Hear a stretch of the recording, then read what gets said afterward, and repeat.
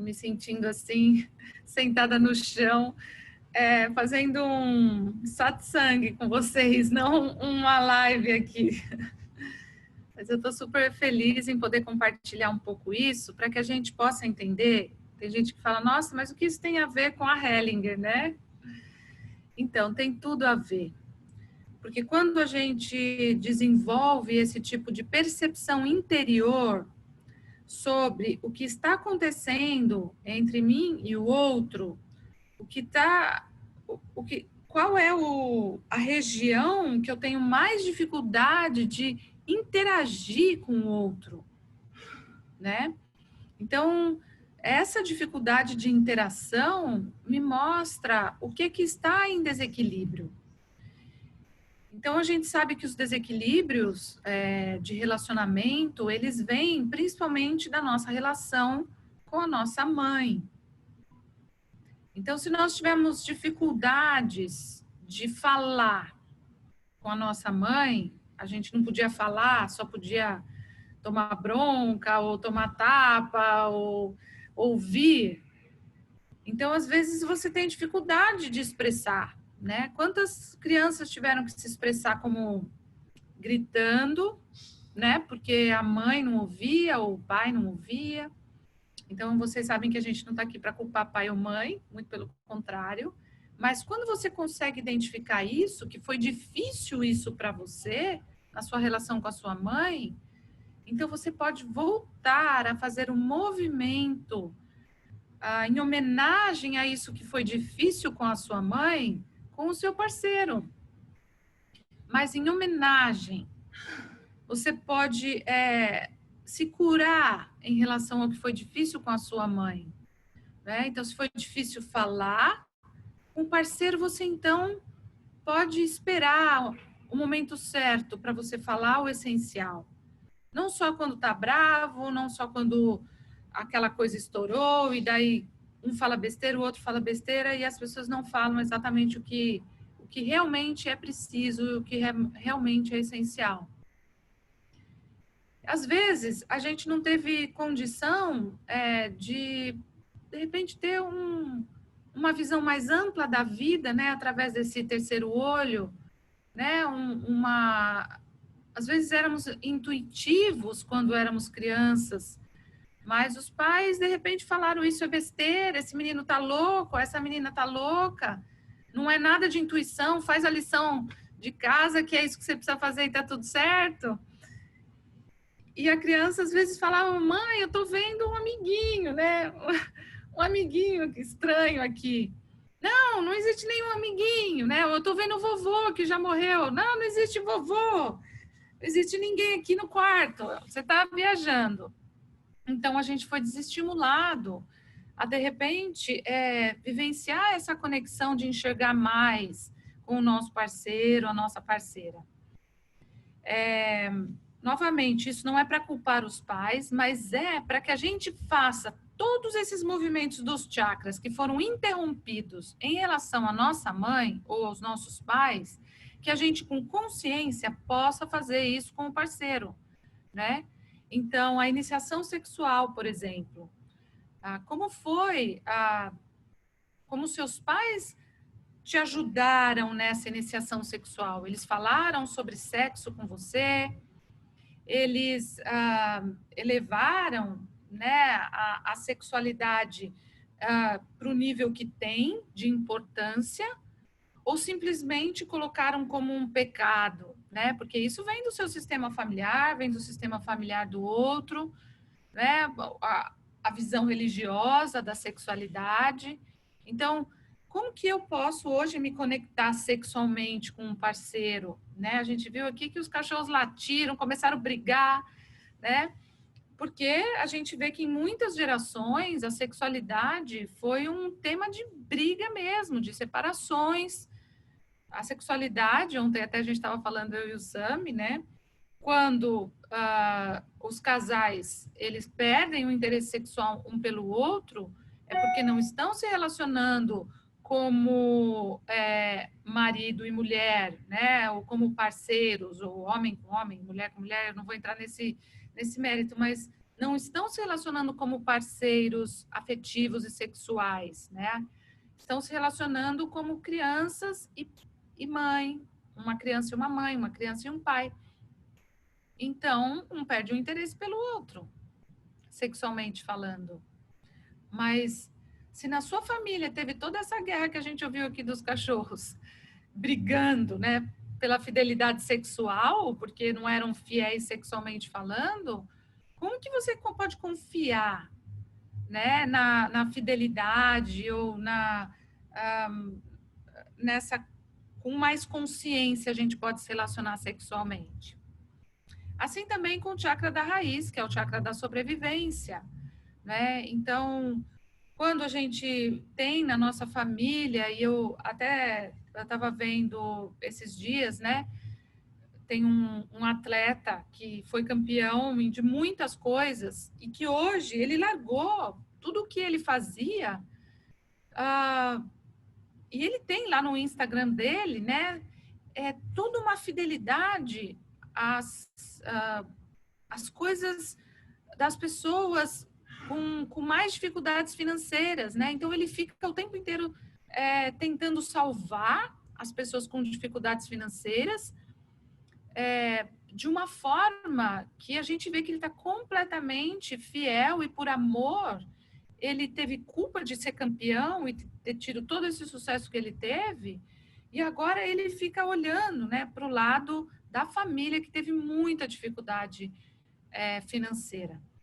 Então, a gente pode sim homenagear as duas partes, mas quando a gente fica com dó, né, e a gente olha com dó, como dizia o Bert Hellinger, então a gente amassa Deus com o pé, né? A gente faz assim com Deus quando a gente tem dó de alguém. Ou seja, a gente julga Deus, a gente condena Deus e fala: Deus, você estava errado, porque olha o que você fez para minha família, meus antepassados. Né? Eu sou melhor do que você, eu vou salvá-los, eu vou fazer o certo. Né? Então, gente, foi um exemplo que eu dei aqui, um teste, porque como tem muita gente falando sobre casamento, sobre separação, sobre brigas durante a quarentena, eu quis trazer essa consciência para cada um daquilo que está sendo difícil para você, né? Será que é mais difícil você emocionalmente se entregar ou você só se entrega a partir desse chakra que é o ego, que é a personalidade, né? Que é o poder, né? Tem gente que se relaciona só por esse chakra, né? Que é o chakra do eu humilho o outro, eu me vingo do outro e eu me arrebento emocionalmente falando, né? Então tem gente que se relaciona só aqui ou se relaciona daqui para baixo, né? Que é poder, sexualidade e dinheiro. Tem gente que se relaciona só daqui para baixo. Então, se essa energia não sobe para todas as áreas, como a gente vai conseguir se desenvolver? Então, é muito importante que a gente consiga esse equilíbrio de troca, e essa é uma ordem do amor que vocês sabem, né? Com os nossos pais, a nossa relação é eu recebo tudo, tudo o que vem dos meus pais, o que eles me deram, e recebo com amor aquilo que eles me deram. E assim, com amor, eu posso retribuir e ainda colocar mais amor naquilo que eu sei, naquilo que eu me desenvolvi, ainda posso colocar mais coisas para dar para o outro. Agora, se eu, de alguma forma, interrompi esse amor que meus pais puderam me dar, essa vida que eles me deram, então, de alguma forma, eu vou ter dificuldades de me relacionar em algum ou com amor, né? Dificuldade de mostrar realmente um amor puro, porque eu não tratei o amor dos meus pais como um amor puro. Eu disse, não, esse é puro, esse aqui eu quero, esse pedaço aqui eu não quero. Esse aqui sim, né? Mal me quer, bem me quer. Mal me quer, bem me quer, com os nossos pais. E daí a gente vive assim com nossos relacionamentos. Mal me quer, bem me quer. Esse lado da pessoa eu quero, o outro lado eu não quero. E uma das coisas que o Bert Hellinger falava é aceite o outro por completo. Porque se a gente não aceita as sombras que vêm do outro também, a má consciência, a boa consciência dele, a fidelidade, o amor que ele tem ainda, um amor cego que ainda não se resolveu, como a gente vai conseguir resolver isso? Então, gente, isso é um desafio para todos nós. Quem é facilitador, isso é um desafio para mim também. Eu não sou perfeita, né? E ninguém é. Então, todos nós estamos nos desenvolvendo, e com esse conhecimento da constelação, a gente fica num estado de presença quando acontece uma briga, né? E ali a gente pode avaliar o que está acontecendo comigo e com o outro. Qual é a parte que é a mais difícil para mim, porque foi a mais difícil para minha família, né? Então, tem uma frase do Bert Hellinger que eu quero falar para vocês, que ele falava assim: os pecados também têm consequências positivas. Então, se a gente for ver as brigas, os erros, eles também nos trouxeram consequências positivas. O erro do outro, o seu erro, também trouxe consequência positiva, não só para você, mas o seu erro também beneficia o outro nesses conflitos e nessas discussões. Então, quando a gente cresce, a gente para de olhar e ter esse olhar infantil em relação aos nossos pais, principalmente em relação à nossa mãe, e a gente começa a olhar que os conflitos, os pecados, né, que aconteceram no casamento dos nossos antepassados, trouxeram consequências positivas, né? Até nas traições, né, gente? Eu sempre até brinco, falo, seu marido e sua mulher tá olhando para alguém, olha você também para ver o que você pode aprender com essa pessoa. Olha, olha para essa mulher, fala assim, meu marido tá olhando para essa mulher, vou olhar também para ver o que eu aprendo com ela, né? O que ela tá querendo me ensinar, né? Eu sei que é difícil essa postura, mas o que essa pessoa trouxe aqui para dentro de casa? O que ela está me ensinando? Né? Então, essa abertura não é uma abertura para dizer que tem que trair, mas essas coisas, elas, quando acontecem, ao invés de a gente negar e a gente culpar o outro, né? E a constelação nos mostra muito bem que num casamento, sempre a responsabilidade não é a culpa, é dos dois. Ambos estão interagindo, né? A gente vê em dinâmicas ocultas de relacionamentos afetivos, onde muitas vezes a mulher ou o homem, eles empurram o outro para a traição, né? Eles precisam dessa energia para sobreviver, né? Tem toda uma dinâmica por trás que a gente consegue, enfim, ver em cada constelação. Constelação, gente, não é um bolo com receita. Então, tudo que eu estou dizendo aqui são experiências, são coisas que o Bert fala e que ele mesmo colocava a prova no campo, né? Não a prova no sentido de estou certo ou estou errado, porque não é isso, mas ele olhava o campo com respeito, não com julgamento, nem com condenação, nem tomando partido. Então, ele sempre deu oportunidade do campo mostrar algo mais amplo. Eu mesma vivenciei uma vez, gente, uma constelação de uma pessoa que ela veio constelar que o marido dela tinha saído com a irmã dela. E tinha tido um filho, a irmã tinha tido um filho com o marido dela. E ela continuou casada com esse homem. Esse menino tinha agora, acho que 9 anos.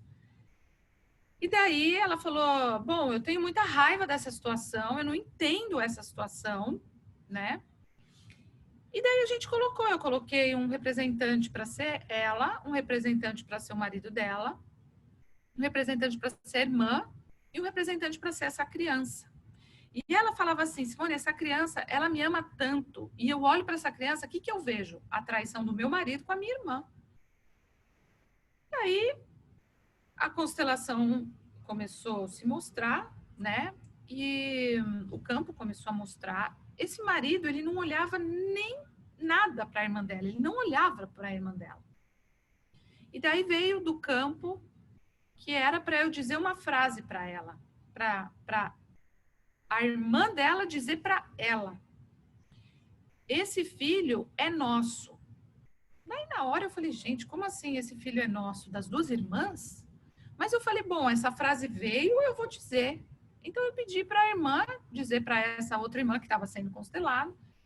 Falei: então diga para ela, esse filho é nosso. Ela falou assim: nossa, isso faz muito sentido para mim.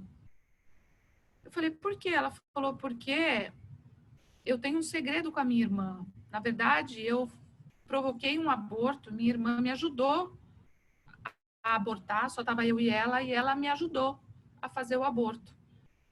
E isso é um segredo nosso. E daí eu ouvi do campo. Essa criança, ela precisava vir.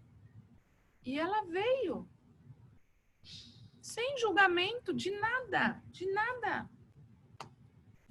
Então, foi uma constelação de 10 minutos. Ela falou, sim, eu compreendi. Então, assim, o marido era ruim? A irmã traiu ela? Simplesmente, eu ouvi também do campo. Aqui não existe moral. Essa moral que a gente acha ou que a gente pensa. Essa criança veio, e essa criança veio para ela, porque a criança amava tanto ela. Ela falou, nossa, esse menino vem o tempo inteiro falar comigo e vem porque fala minha tia. Para mim é muito difícil. Então eu falei, então você ama esse menino. Que bom que ele voltou, que bom que ele deu essa chance. Então, gente, quem somos nós perante todo esse plano divino que é mostrado através do campo nas nossas, quando somos facilitadores de constelação? Quem somos nós para falar fulano estava certo, fulano estava errado? Não existe certo e errado, existem os fatos. E quando a gente consegue aceitar esses fatos, mesmo até numa constelação, onde nos movimentos da alma se mostra ali algo que a pessoa fala, mas quem é que está deitado no chão? Mas meu marido não fica comigo, mas está ali deitado no chão com alguém? Quem é essa pessoa que eu preciso saber? A gente não sabe. Mas a gente pode dar um lugar a tudo isso que se mostra. Então, assim são as relações. Quando a gente está confinado, né, todo mundo aí vivendo esses momentos agora de realmente olhar de perto um para o outro, né? Então, a gente pode perceber que olhar de perto é bom, né? Principalmente para quem tem problema de miopia, que não enxerga de longe, porque desenvolveu a vontade de olhar de perto, porque perto era um lugar perigoso, talvez na infância. Então, aproveite. Se tem problema aí dos olhos, né? Alberto e a Sofia já fizeram vários trabalhos, né? De deixar os óculos que são armas e que são formas de proteção, né? Deixar ali e a gente poder enxergar com os nossos olhos espirituais, para que os nossos olhos físicos não sofram, aquilo que a gente pode olhar de perto. Então, é muito bonito ver que nessa quarentena nós estamos podendo nos olhar de perto, para que a gente cure aquilo que só de perto pode ser curado. Então é isso, Pri. Não sei quanto tempo foi aí, mas acho que agora dá para a gente... Nossa, são 7h20? A gente vai até que horas, Pri? Agora, 7h20. Eu vou ter que confirmar isso com a Carla. Eu acredito que a gente possa ir até 7h30. Deixa eu ver se a Carla está online aqui. Mas a gente tem uma perguntinha enquanto eu verifico aqui com a Carla. Tá. A Patrícia pergunta: tenho vivido exatamente essa questão sobre brigas por fidelidade na família. E hoje me relaciono com desconfiança, achando que serei abandonada. Como olhar para isso? Gente, primeiro que o abandono, esse é um medo infantil, né? Mas como você já não é mais criança, então não existe mais ser abandonada. Não existe mais ser abandonada. Existe uma relação de amor, como dizia, né, Albert Hellinger, o amor, nós não sabemos de nenhuma parte aonde isso vai. Mas a gente sabe que se a gente vive com essa pessoa e a gente ama essa pessoa e a gente vivencia tudo com a maior completude, no momento que não existe abandono. Pode existir, sim, uma separação e pode existir o amor continuar fluindo. Então, a confiança, ela cai por terra quando a gente espera algo do outro.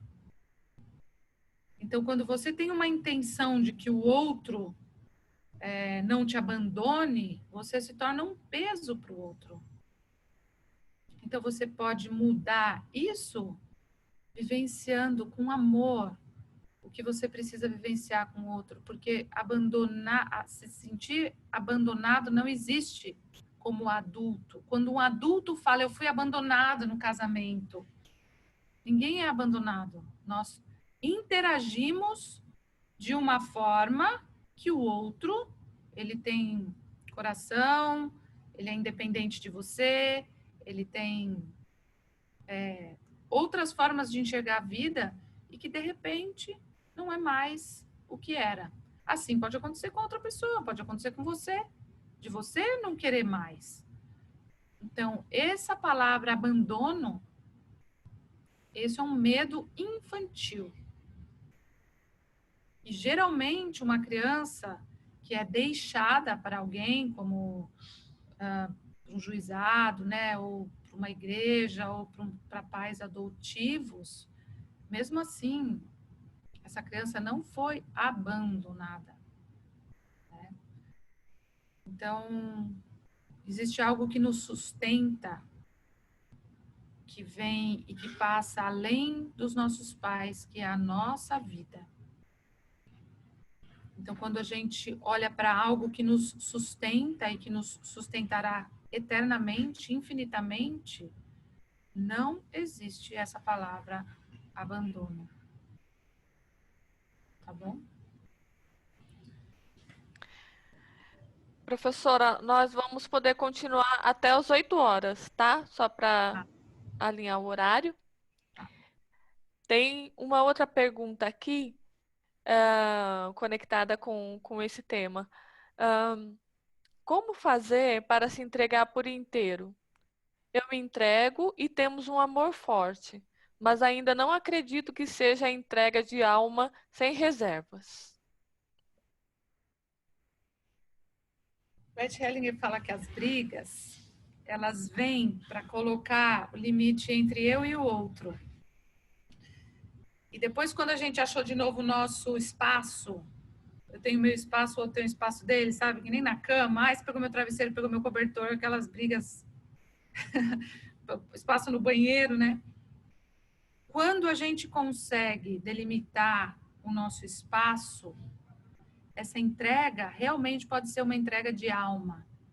Você dentro do seu espaço, o outro dentro do próprio espaço.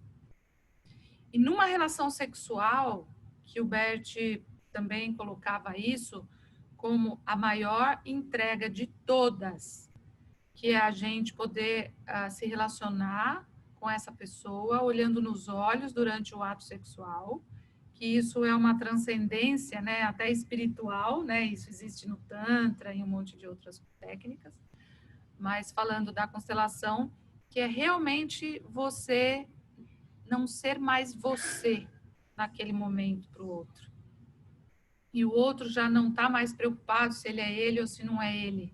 Os dois se fundem e se unem para algo muito mais amplo, que é vivenciado ali na entrega e na completude. Então, isso não é vivenciado aqui. Ele é vivenciado quando a gente está presente naquele momento, naquele carinho que a gente está dando para a pessoa. Quando nós estamos no conflito, também é uma entrega ao conflito. Quando a gente coloca limites no meu espaço e do outro espaço, também é se completar num relacionamento. Então, tudo isso faz parte da completude. Não tem diferença, né, da gente falar, não, isso aqui eu estou me entregando, isso eu não estou me entregando. Então, as ressalvas, né, elas acontecem quando a gente fica aqui. Mas quando a gente sai daqui, o nosso corpo sempre sabe o caminho, né? Tanto é que a constelação, ela tem que passar através do corpo. Por isso que eu fiz esse também, essa meditação de vocês olharem o seu corpo, o corpo do outro, o que que movimenta de energia, porque é ali que a gente vê o que está acontecendo mesmo. Então, a completude é algo que completa tudo, inclusive os conflitos, né? As diferenças, como diz o Bert Hellinger, ampliam a nossa alma, nos torna maiores quando o outro traz algo que a gente nunca viu. Então, isso também nos completa. Então, essa desconfiança, gente, o amor arrebata, porque o amor nos arrebata, a gente não tem chance. Por mais que a pessoa fique, não vou ligar, ou não vou me entregar, não, acho que estou no controle. Gente, já era. O amor, ele chega e ele preenche, né? E a gente fica nessa falsa ilusão de que nós estamos no controle, de que nós estamos agora. Ele nos preencheu já era.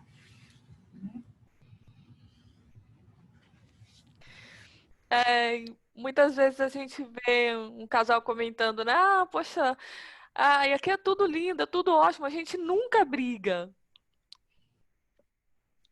Que pena, né? Que pena. Esses conflitos, eles são extremamente importantes, essas discussões, esse agregar algo à relação, e às vezes é necessário quebrar um padrão, né, familiar até, né, com uma briga. Às vezes tem que ser um pouco mais enfático, tem que dizer um não, não mesmo, né? Eu vejo isso nos cachorros, né? A gente estava vendo que cachorro, o cachorro às vezes ele dá uma latida, ele já disse tudo ali, ele não precisa fazer mais nada. Ele já pôs o limite dele, ó, não entra aqui. Né? Então tem lugares que a gente fala, olha, esse lugar aí é seu, não entra, não traz uma coisa sua para mim ou para eu carregar, porque eu não vou carregar por você. Porque tem muito disso nos relacionamentos também. Uma vez eu perguntei isso para o Joel e para o Bert também, porque eu vi numa constelação uma mulher que ela queria morrer pelo marido, queria fazer esse eu morro por você, que acontece entre filhos e pais, né?